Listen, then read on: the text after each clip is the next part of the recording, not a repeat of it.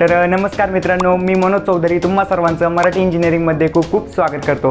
तर आजच्या व्हिडिओमध्ये आपण काय बघणार आहोत, तर सी लँग्वेजमध्ये टाइप कास्टिंग म्हणजे काय, तर the process of converting small size data type into big size data type is called as type casting. म्हणजे काय करतो आपण, तर एका टाइपचे कन्वर्जन आपण दुसऱ्या टाइपमध्ये जेव्हा करतो त्यालाच टाइप कास्टिंग असं म्हणतात, बरोबर। म्हणजे आपण यामध्ये कसं करतो, तर स्मॉल साइज असलेल्या डेटा टाइपचे कन्वर्जन आपण मोठ्या साइज असलेल्या डेटा टाइपमध्ये करतो। आता इथे कसं असतं, फॉर एक्झाम्पल आपण घेतलं तर कॅरचं कन्वर्जन आपण इंटिजर मध्ये करू शकतो, बरोबर। आता हे दोन काय आहे, तर डेटा टाइप आहे। म्हणजे काय, आता कॅरची साइज किती असते, तर 1 बाइट असते आणि इंटिजरची साइज किती असते, तर 4 बाइट्स असतात। म्हणून आपण कॅरचे कन्वर्जन हे इंटिजर मध्ये करू शकतो। आता इंटिजर पेक्षा फ्लोटचा डेटा टाइप हा थोडा मोठा असतो, बरोबर। म्हणून आपण इंटिजरचे कन्वर्जन फ्लोट मध्ये देखील करू शकतो। त्यानंतर फ्लोट हा डेटा टाइप डबल पेक्षा कमी असतो, म्हणजे फ्लोटची साइज 4 बाइट असते आणि डबलची साइज 8 बाइट असते। म्हणून आपण फ्लोटचं कन्वर्जन हे डबल मध्ये करू शकतो, बरोबर। मग आपण इथे काय केलं, डेटा टाइपचं कन्वर्जन केलं, बरोबर। आता आपण डेटा टाइपचे कन्वर्जन का करतो, तर हे बघा, इथे समजा आपण डिव्हिजन परफॉर्म केलं, तर डिव्हिजन परफॉर्म करताना इथे आपण आन्सर जे आहे ते पॉइंट मध्ये येईल। पण इथे डेटा टाइप काय आहे, तर इंटिजर आहे। मग इंटिजर डेटा टाइप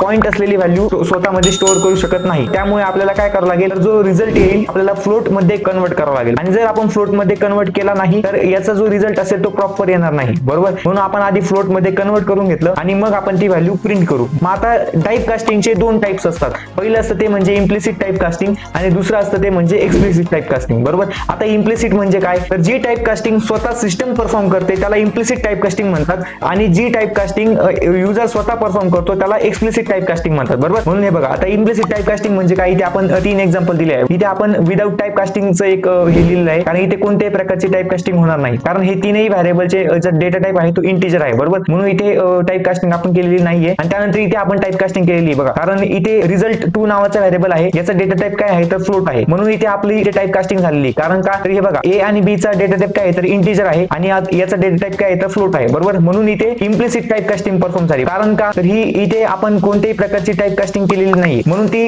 सिस्टम स्वतः इथे टाइप कास्टिंग परफॉर्म करेल, म्हणून याला काय म्हणता येईल, तर इम्प्लिसिट टाइप कास्टिंग म्हणता येईल, बरोबर। त्यानंतर इथे आपण एक्सप्लिसिट टाइप कास्टिंग केलेली आहे, बरोबर। आता टाइप कास्टिंग कशी करतात, तर हे बघा, ज्या डेटा टाइप मध्ये आपल्याला व्हॅल्यूला कन्वर्ट करायचं असतं त्याला आपण असं ब्रॅकेट मध्ये डिफाइन करतो। मग आता इथे या दोन व्हेरिएबलचा डेटा टाइप काय होता, तर इंटिजर होता, बरोबर। मग आपल्याला ह्या इंटिजर डेटा टाइपला कशामध्ये कन्वर्ट करायचं होतं, तर फ्लोट मध्ये कन्वर्ट करायचं होतं। म्हणून आपण इथे काय केलं, तर पॅरेंथेसिस मध्ये त्या डेटा टाइपचं नेम लिहिलं। आधी आपण नेम लिहिलं, त्यानंतर आपण ते दोन व्हेरिएबल डिफाइन केले आणि हे बघा, रिझल्ट 3 या व्हेरिएबलचा डेटा टाइप काय आहे, फ्लोट आहे। म्हणून आता इथे आपण एक्सप्लिसिटली टाइप कास्ट केलेलं आहे, बरोबर। मग आता जी थर्ड लाईन असेल, या थर्ड लाईनचा रिझल्ट जो असेल तो एकदम प्रॉपर असेल आणि इथे सिस्टम ने जी टाइप कास्टिंग परफॉर्म केलेली आहे त्यामध्ये रिझल्ट मध्ये थोडा चेंजेस होऊ शकतात। इथे टाइप कास्टिंग परफॉर्म होईल, रिझल्ट प्रॉपर येण्याची शक्यता नसते। म्हणून आपल्याला जर रिझल्ट प्रॉपर हवा असेल तर आपल्याला एक्सप्लिसिट टाइप कास्टिंगच करावं लागते, बरोबर। तर आपण आता एकदा आउटपुट बघून घेऊ। हे बघा, आता हे आपलं आउटपुट आले, आपण कोणत्याही प्रकारची टाइप कास्टिंग केली नाही, तर रिझल्ट काय आला, फक्त 2 आला आणि कारण तो डेटा टाइप होता तो इंटिजर होता, बरोबर। त्यानंतर ही जी होती ती